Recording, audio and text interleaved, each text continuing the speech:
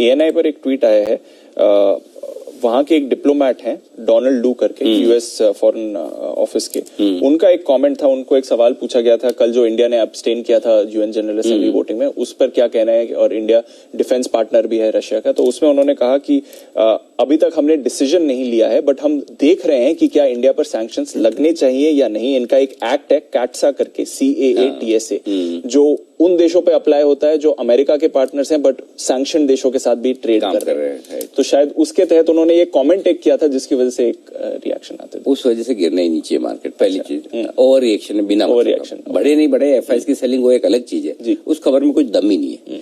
पहली चीज तो ये कि जो किसी का साथ दे रहे हैं उसको लेके इतनी तकलीफ है, जो काम कर रहा है उससे तो आपसे निपटा नहीं जा रहा।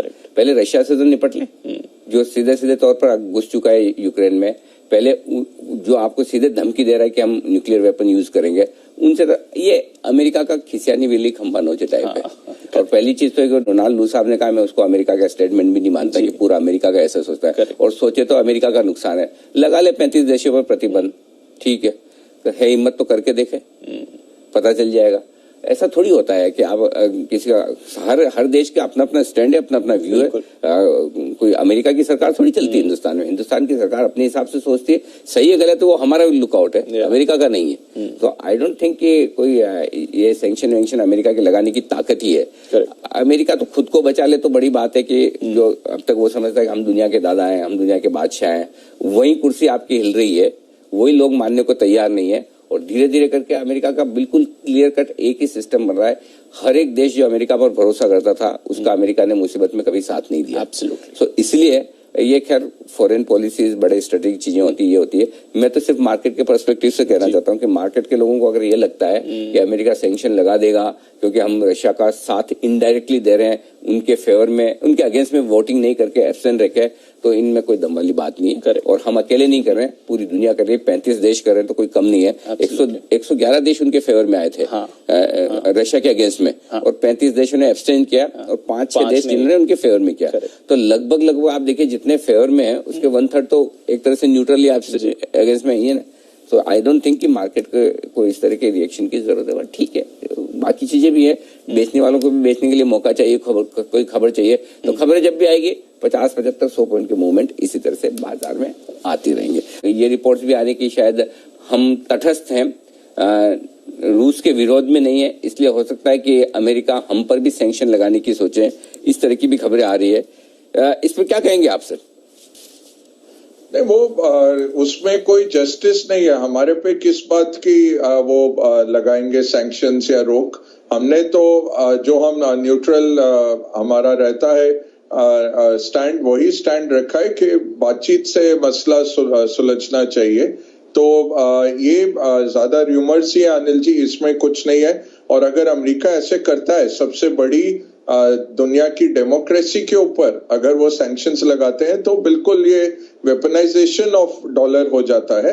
और यही मैं बात कहना चाहता था कि आज टाइम नहीं था, बट हमें सोचना चाहिए कि $400 बिलियन हमने दिया हुआ है कर्ज अमेरिका को, उनके गवर्नमेंट बॉन्ड्स खरीद के, जो ये FX रिजर्व्स हमने बनाए हुए हैं, हमें इसको ज्यादा सोने में तब्दील करने के लिए या स्विस फ्रैंक जैसी करेंसी या जापानीज येन ज्यादा खरीदने का सोचना चाहिए। क्योंकि ओवरनाइट हम कहते रहे कि देखो पुतिन के पास $640 बिलियन है, उसमें इतना नहीं था उनके पास, ये डॉलर का एक्सपोजर नहीं था, फिर भी उन्होंने रशियन सेंट्रल बैंक को कट ऑफ कर दिया इंटरनेशनल फाइनेंशियल मार्केट से। ये अनप्रेसिडेंटेड है। सेंट्रल बैंक्स पे आप सैंक्शंस नहीं लगा सकते इस तरह के कि वो फंक्शन ही ना कर पाए, और बैंक रन हो रहा था रशिया पे। इसलिए हमें बहुत अच्छा लगा कि हमारा UPI है, हमारा भीम है, हमारा रुपे है। वीजा मास्टर कार्ड ने एकदम से रशियन कार्ड बंद कर दिए कि हम एक्सेप्ट नहीं करेंगे। गूगल पे, अमेजॉन पे ने बंद कर दिया। तो इस तरह से आप इकोनॉमी को बिठा सकते हैं किसी भी कंट्री की, और इसलिए बहुत जरूरी है कि भारत आत्मनिर्भर रहे। और FX में भी हमें सोचना पड़ेगा कि क्या हमें इतना सारा पैसा अमेरिका को देना चाहिए। 400 बिलियन से ज्यादा हमारा अमेरिका के पास पड़ा हुआ है हमारे FX रिजर्व्स का। क्या इतना सारा पैसा हमें एक देश में रखना है? अगर ये कुछ बात भी निकली तो ये बहुत एक चीज ऐसी रहेगी जो बिल्कुल अनजस्ट है। इसकी संभावना 0% है अनिल जी। ये सब र्यूमर्स है, कोई ऐसी बात नहीं है कि भारत के ऊपर आप सैंक्शंस लगा सकते हैं। सबसे बड़े तो फिर आप चीन पे लगाइए। चीन जिसने साथ में एब्सटेन किया है, बांग्लादेश ने एब्सटेन किया, पाकिस्तान ने किया, श्रीलंका ने किया। तो जो भी लोग हैं जो मध्यस्थ हैं रशिया और अमेरिका के बीच में किसी भी तरफ नहीं जाना चाहते, इतने सारे वैसे देश हैं। और सबसे बड़ा आप फिर जस्टिफाई करिए चाइना को, तो ये कुछ नहीं होगा। ये मार्केट को इस तरह से हिलाने की कोशिश हो रही है, कुछ भी छोड़ा जाता है। वो रशिया को ही नहीं कर पाए ठीक तरह से सैंक्शन। भारत तो डेमोक्रेसी है और न्यूट्रल है।